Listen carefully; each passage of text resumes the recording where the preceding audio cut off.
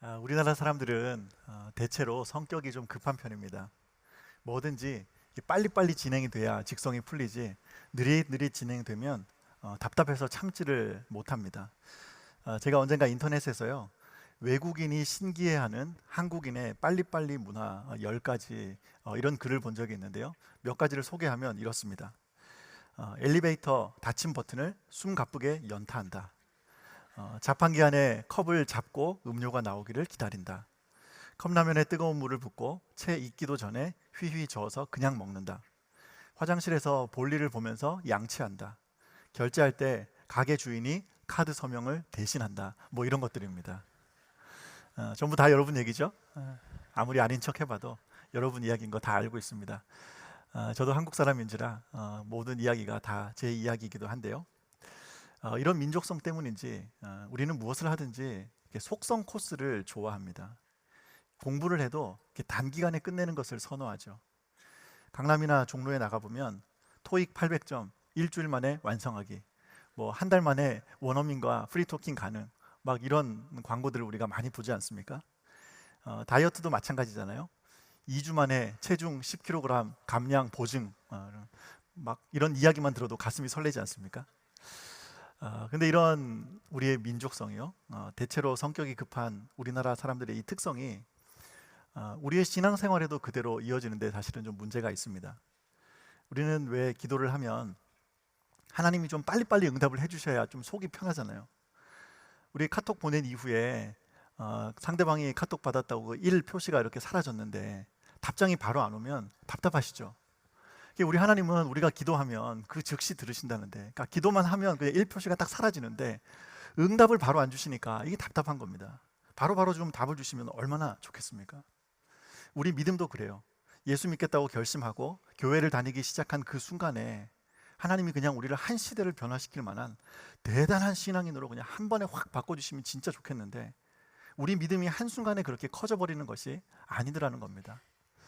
신학 용어로 성화라고 하는데요, 하나님은 예수 믿고 난 이후에 구원받은 하나님의 백성이 일평생을 이 땅을 살아가는 동안 오랜 시간 그 성화의 단계를 거쳐서 하루하루 하나님의 그 사람으로 온전하게 세워져 가기를 원하시더라는 겁니다. 하나님이 주시는 사명도 마찬가지입니다. 하나님께서 우리를 믿음의 사람으로 부르셨으면 딱 우리가 예수 믿기로 결정한 그날에 그냥 하나님께서 엄청난 사명을 우리에게 부어주시고 능력도 주시고 필요한 사람들 그냥 바로바로 만나게 하시고, 그렇게 해서 정말 놀라운 하나님의 일들을 이루는 하나님의 위대한 사명자로 우리를 사용하시면 참 좋겠는데, 우리 하나님이 그렇게 하지를 않으시는 거예요. 하나님께서 우리를 하나님의 자녀로 부르신 이후에 그 즉시 하나님의 어떤 큰 일을 맡기시기보다는 하나님께서 원하시는 사명자로 세우시기 위해 오랜 시간 동안 인내하고 또 기다리고 준비하는 시간을 갖게 하시더라는 겁니다. 여기서 우리가 깨달아야 하는 중요한 교훈이 하나 있는데요, 우리가 가지고 있는 이 조급함이요, 이것이 물론 다 나쁜 것은 아니잖아요. 우리의 이 급한 성격 때문에 우리나라가 이렇게 빨리 성장하게 된 것, 이거 아마 부인할 수 없는 사실일 겁니다. 그리고 이 빨리빨리 문화가 있어가지고요, 참 편한 게 또 많아요.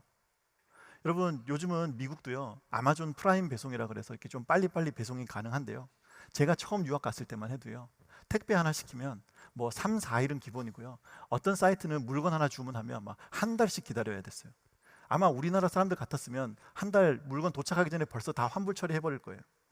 그러니까 우리 한국은 얼마나 좋습니까? 택배를 시키면 바로 다음 날 딱 택배가 도착하잖아요.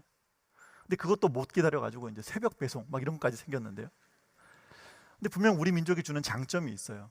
빠르게 발전하고 또 이렇게 편리한 어떤 생활을 우리에게 가져다 주는 그런 장점들이 있는데, 우리가 꼭 기억해야 하는 중요한 영적 교훈이 무엇인가 하면, 우리의 신앙생활에 있어서는 이 조급한 마음을 경계하고 멀리해야 한다는 것입니다.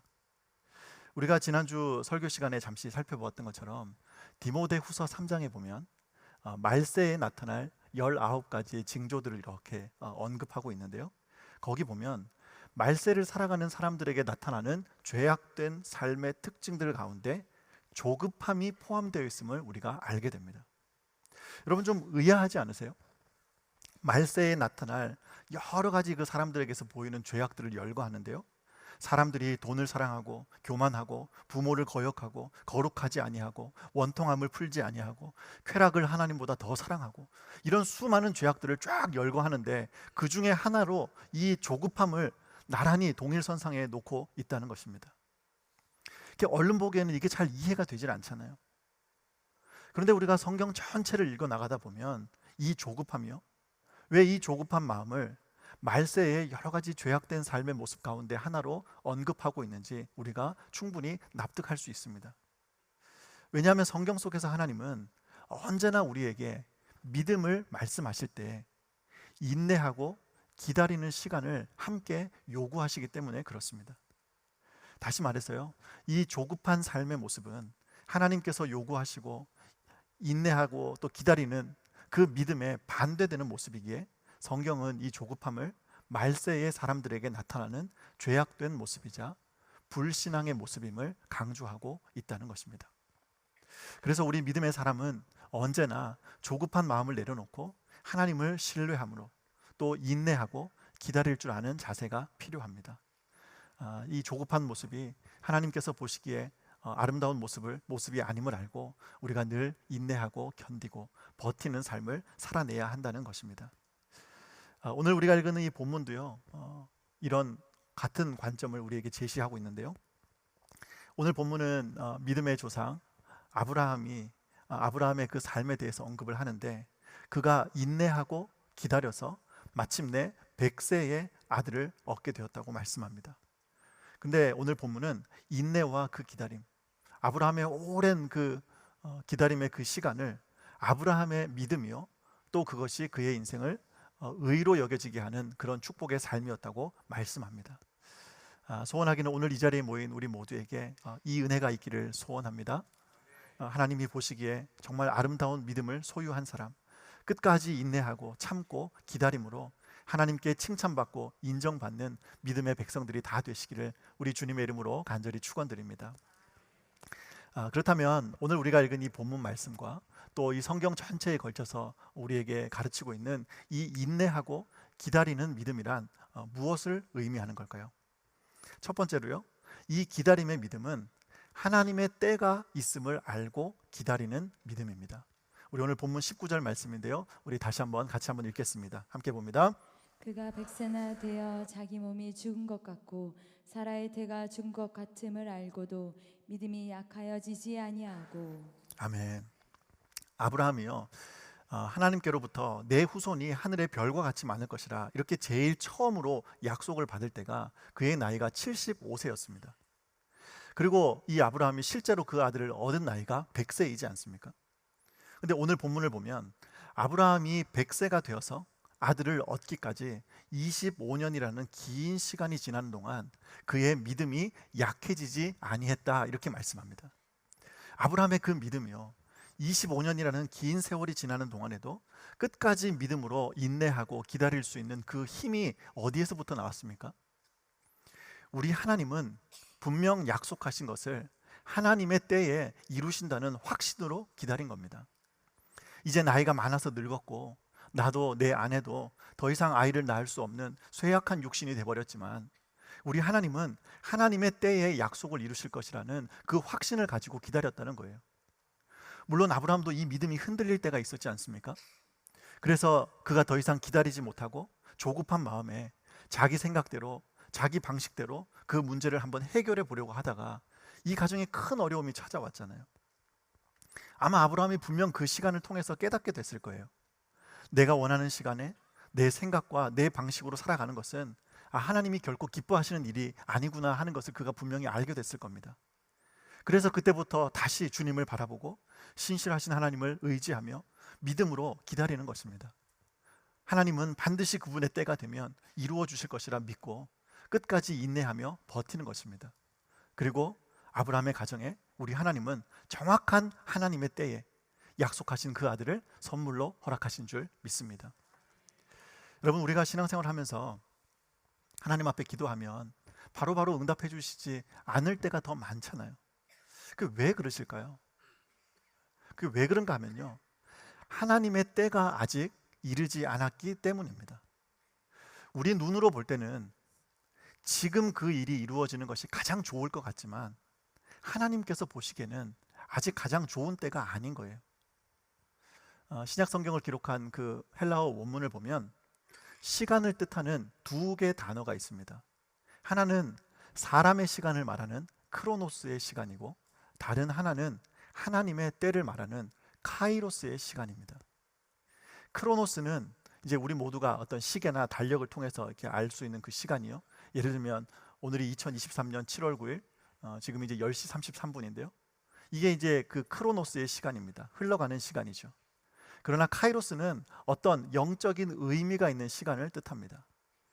그래서 사도 바울은 신약 성경을 기록할 때 카이로스의 시간을 이 인간의 크로노스의 시간을 뚫고 들어와서 만들어 가시는 하나님의 임재를 뜻하는 말로 사용했습니다.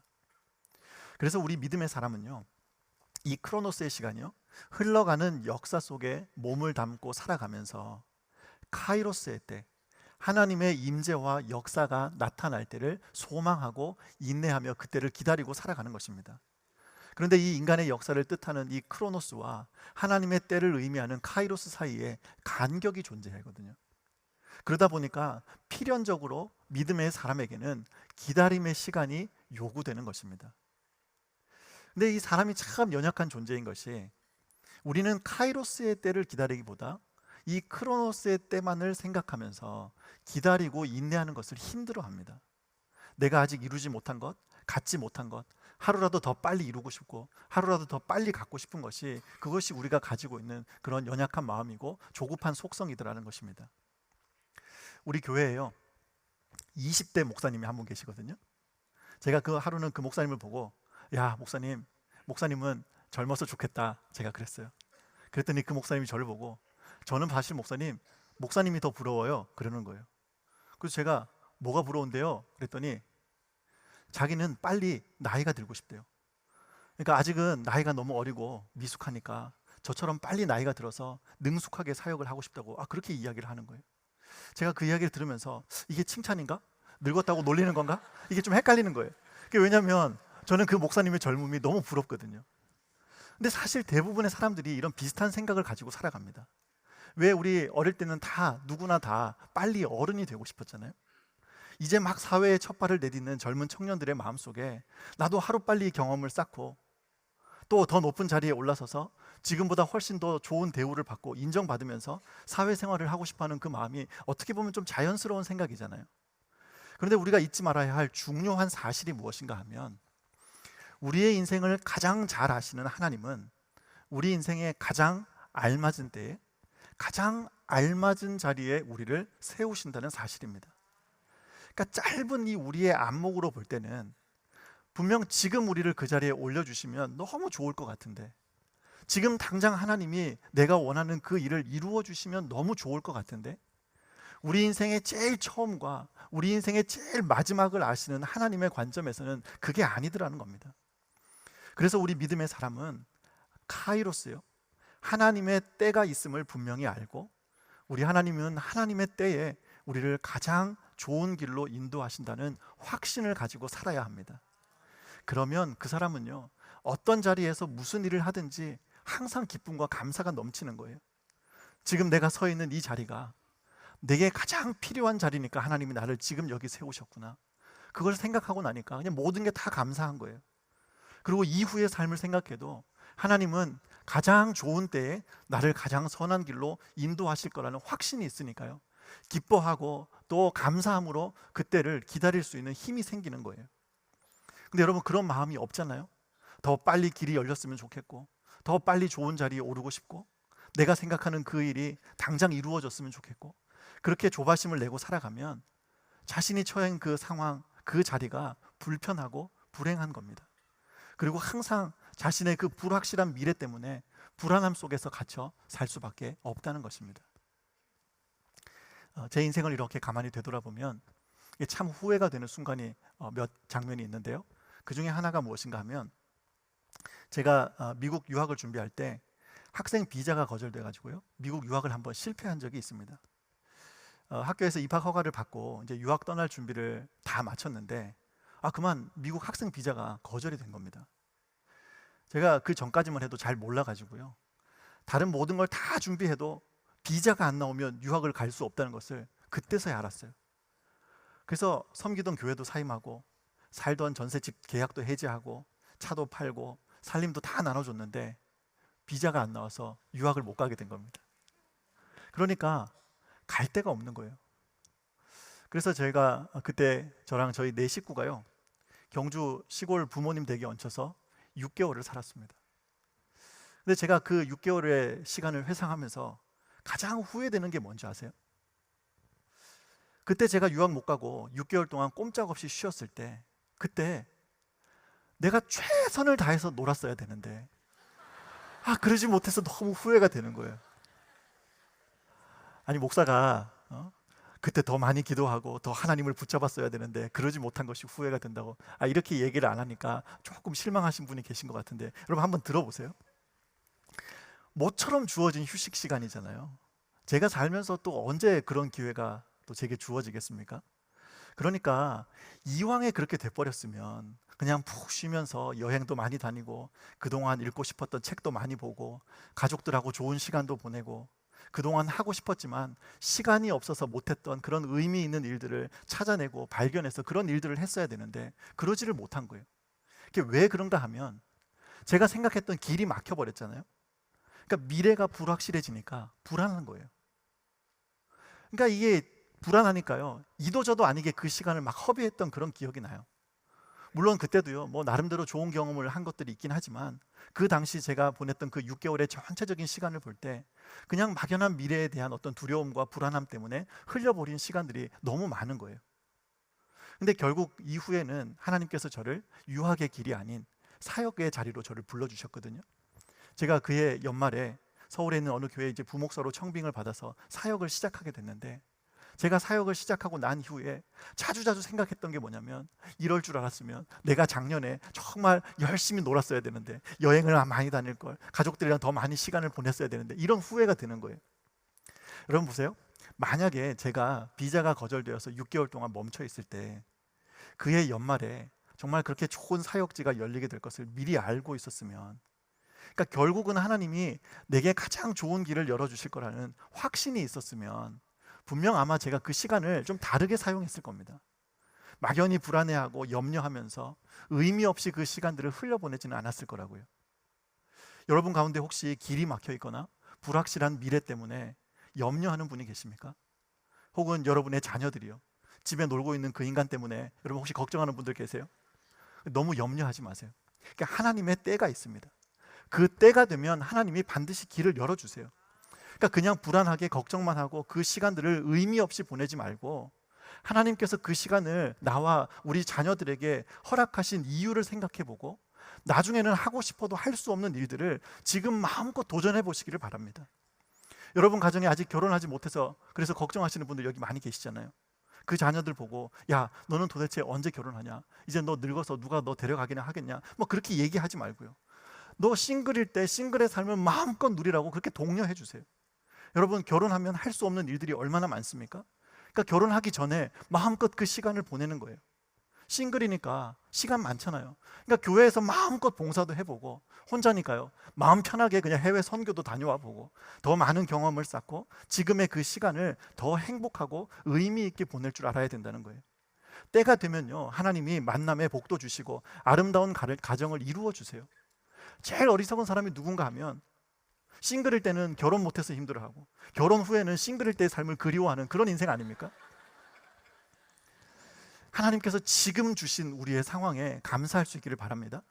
근데 그게 어떻게 가능하냐? 하나님은 언제나 우리에게 가장 좋은 때에 가장 좋은 길을 열어주신다는 확신을 가질 때 가능한 줄 믿습니다. 하나님께서 저를요 2012년도가 아닌 2015년도에 유학을 보내주셨습니다. 그때 제가 미국에 유학 가서 무엇을 느꼈는지 아십니까? 야, 우리 하나님은 정말 가장 좋은 때에 나를 미국으로 보내주셨구나, 그것을 고백하게 하셨습니다. 3년 전에 비자가 3번이나 거절됐을 때 그때는 너무나 고통스럽고 괴로웠는데, 지나고 보니까요 우리 하나님은 정말 저를 완벽한 타이밍에 유학의 길에 오르게 하셨더라고요.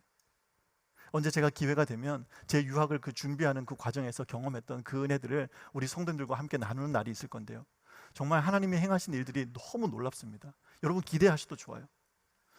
별로 이렇게 기대하는 표정은 아니지만 우리 하나님은 하나님의 때에 하나님의 방법으로 우리를 가장 선한 길로 인도하시는 분임을 믿고 그 확신으로 지금 우리의 주어진 상황에 감사하고 충성하며 항상 기쁨으로 살아가는 우리 모두가 될 수 있기를 주님의 이름으로 간절히 축원드립니다. 그런가 하면 두 번째로요, 이 기다림의 믿음은 하나님께서 주신 약속의 말씀을 붙잡고 기다리는 믿음입니다. 우리 오늘 본문 18절 말씀인데요, 우리 다시 한번 읽겠습니다. 우리 함께 봅니다. 아브라함이 바랄 수 없는 중에 바라고 믿었으니 이는 내 후손이 이같으리라 하신 말씀대로 많은 민족의 조상이 되게 하려 하심이라. 여기 보니까요, 아브라함이 100세가 되기까지 그의 믿음이 약해지지 않고 끝까지 믿음으로 인내하며 기다릴 수 있었던 또 한 가지 이유가 나오는데, 그게 뭐냐 봤더니 하나님께서 주신 약속의 말씀을 붙잡았기 때문이라는 겁니다. 여러분, 제가 앞서서 우리가 하나님의 때가 있음을 알고 그 때를 믿음으로 기다려야 한다고 말씀을 드렸지 않습니까? 근데 그것이 그냥 뭐 살다 보면 언젠가 잘 되겠지, 언젠가는 뭐 하나님이 좋은 날 주시겠지, 이렇게 막연한 긍정, 어떤 추상적인 그런 기다림이 아닙니다. 우리가 하나님의 때를 믿음으로 기다린다 하는 것은 하나님께서 주신 약속의 말씀에 근거한 기다림입니다. 아브라함은요, 하나님의 그 말씀을 붙잡고 25년을 기다렸습니다. 다윗은 그에게 주어진 그 하나님의 말씀을 붙잡고 사무엘을 통해 기름 부름 받은 이후에 이스라엘의 왕이 되기까지 15년의 이상의 시간을 기다려야 했습니다. 노아도 그랬고 요셉도 그랬고 모세도 시므온도, 성경의 수많은 믿음의 선진들이 우리 하나님께서 주셨던 약속의 말씀을 붙잡고 인내하며 기다렸습니다.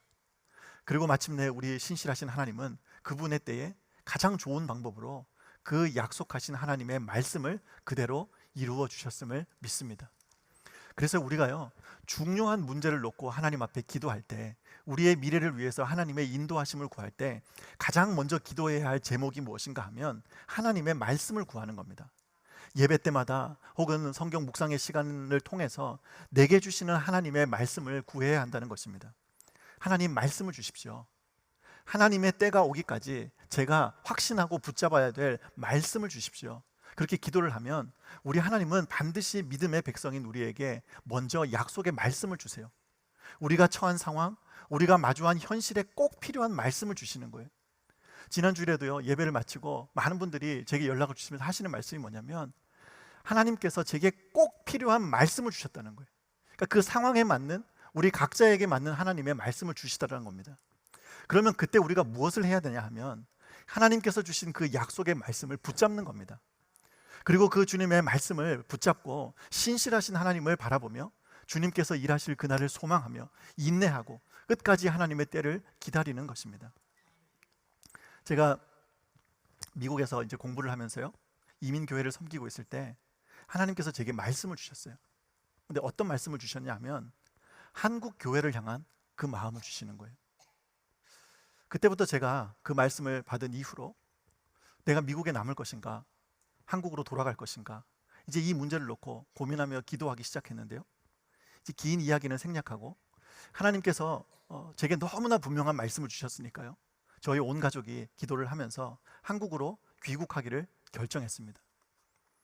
근데 이제 막상 귀국을 결정을 했는데 한국에 돌아와서 제가 섬길 교회가 정해지지 않았거든요. 근데 이제 제가 귀국하던 그 당시가 이제 코로나가 최정점일 때였어요. 그러다 보니까 이제 교회들마다 부교역자를 청빙하는 곳이 잘 없는 겁니다. 그리고 어떤 교회는 이제 코로나 때문에 교회가 이제 재정적으로 힘들어지니까 섬기던 부목사님들을 오히려 내보내는 교회도 있다, 뭐 이런 소문들이 이제 들리기 시작하는 거예요. 그게 제가 참 믿음이 부족한 사람인 것이, 분명 하나님의 말씀을 붙잡고 귀국하기로 결정을 했는데 현실의 벽에 딱 부딪히니까 불안한 거예요. 지난주에도 몇몇 성도님들이 제게 그런 말씀을 하시더라고요.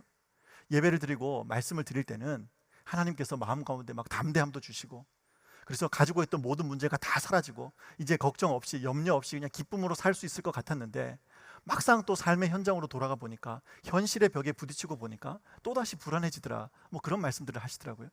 근데 제가 그랬어요. 한국으로 돌아가기로 결정은 했는데 귀국 후에 섬길 교회가 없으니까요. 이러다가 또 한 해 쉬어야 되는 거 아닌가? 유학까지 다녀왔는데 정말 할 일 없이 놀고 있을 제 모습을 이렇게 상상해 보니까 너무 초라하고 또 그렇게 부끄러운 겁니다. 근데 여러분, 제가 그런 마음들이요, 그런 생각들이 제 마음 가운데 들 때마다 제가 뭘 했는지 아십니까? 하나님이 주신 그 말씀을 붙잡고 기도하는 겁니다. 하나님 제게 말씀 주셨잖아요. 하나님 저보고 한국 가라고 말씀을 통해서 제게 이렇게 인도해 주셨으면 하나님 그 말씀대로 길을 열어 주십시오. 하나님이 주신 말씀대로 제 인생을 책임져 주십시오. 그렇게 그 말씀을 의지하고 그 말씀을 붙잡고 기도하다 보면 상황은 바뀐 게 하나도 없는데요, 마음의 평화가 찾아오고 담대함이 생겨요. 그래, 하나님이 나를 한국으로 다시 보내시는데 어디 사역할 교회를 예비해 두시지 않았을까?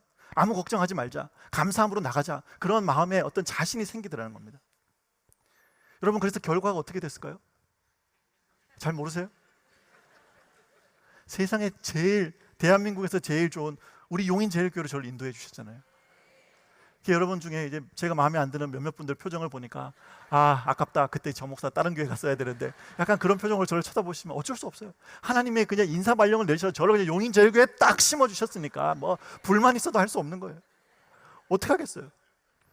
근데 여러분 보세요, 우리 하나님의 약속의 말씀을 붙잡고 기다리는 하나님의 그 사람은요, 그래서 기다림의 시간, 그 인내의 시간이 기쁨과 감사의 시간이 될 수 있고, 담대함으로 또 하나님이 주실 은혜를 사모함으로 기다릴 수 있는 그런 용기가 생기게 되는 겁니다.